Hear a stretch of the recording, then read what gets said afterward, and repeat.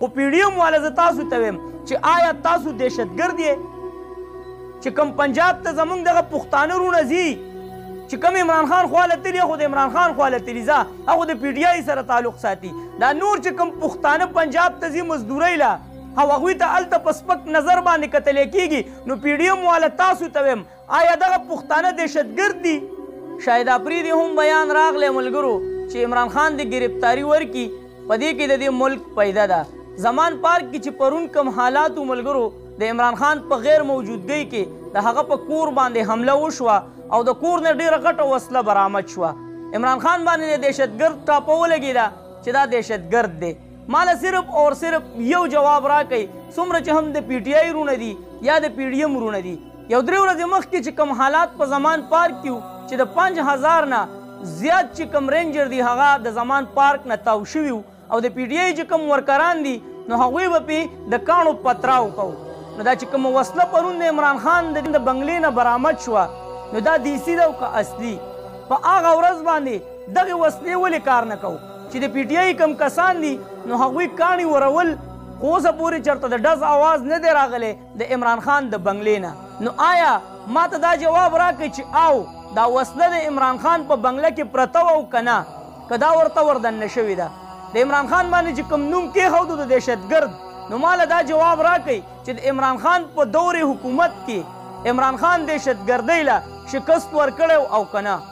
چې هغه باندې د دهشتګرد نوم کېښودلی شو د عمران خان په دور حکومت کې ډرون اټیک شوی او که نه یو 2 ورځې مخکې ملګرو د شپې ډرون اټیک په وزیرستان کې وشو واړه واړه ګلالي هغه په هغه ډرون اټیک کې وفات شو د هغوی د ملاګانو نه غوښې واوړېدې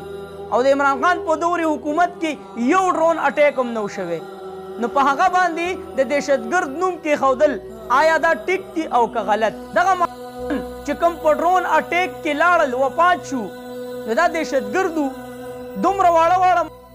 دوی له د اوس نه د دهشتګردۍ ټریننګ ورکړی کېدو شاهد افریدي وایي چې په دې کې د دې ملک پیدا ده چې عمران خان ګرفتاري ورکړي اوسه پورې د نواز شریف دپاره بیان ورنه کو چېرې هغه دې هم ګرفتاري ورکړي چې کومې پیسې وړي دي هغه پیسې دې راوړي او په دې ملک کې دې پرېږدي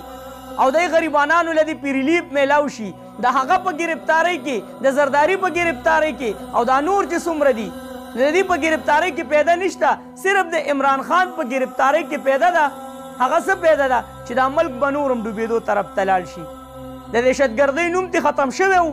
په عمران خان باندې ټاپه ولګوله د پنجاب آی جي چې کوم دی نو یو ځلې بیا پښتنو ته دهشتګرد وویله وایي پښتانه راغلي دي او دا دهشتګرد دي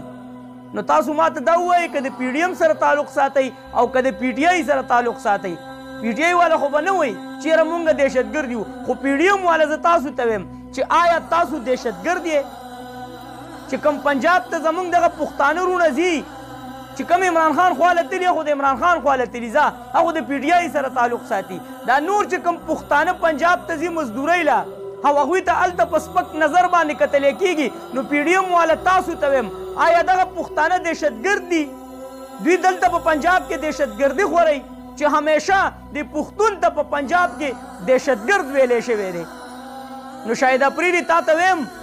چې خیر دی کله ناکله د نواز شریف او د زرداري دپاره هم داسې بیان ورکوه نو پیدا به پکې ډېری نقصان به پکې نه وي او بیا د دوی نرتوب ته وګوره